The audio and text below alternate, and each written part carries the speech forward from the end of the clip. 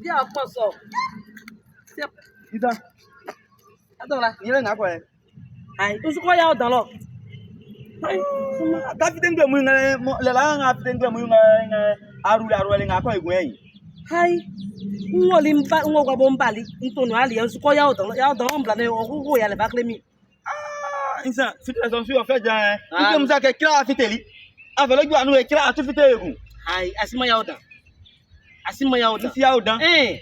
Ya on kula be nga so asile. Ba si le akbun tra nga mi aku. Tra yo ni boy. Tra nga yin gwele ngbe mu wa me.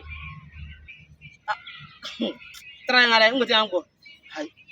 Wa cheke bebe yuni eriko beni. Wa cheke bele anya pa de la culture ay masi anglo nga ila blanc. Donc otike eriko beni oni bebe yube konsenga be para de la culture anglo nga ile ablan bisu tara nga igwele ken kuile. Hai. Asama nye La nga lo ko la ko lo. Tra kanga ule le mine so chowe tra la fa tra la ka kiba tra ngale. Tra be ne ba o. Tra ngale comment lo Be ni fa ngo. patra lo ufle nga posu tewa de pati wa para lo so tra rewo. Isa.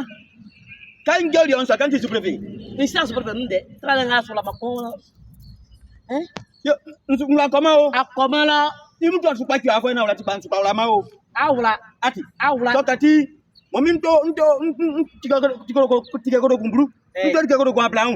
Na ma ko patra ma pa ti mu to anu eku. ngoyo akula be Nko be ne ka be sa. akula eriko akula bebe yu akula be otika ko be sa ko to tra super vetra ngala ko to wlana e ko atiri Wa to tike mo. Se nko be wa to tike mo.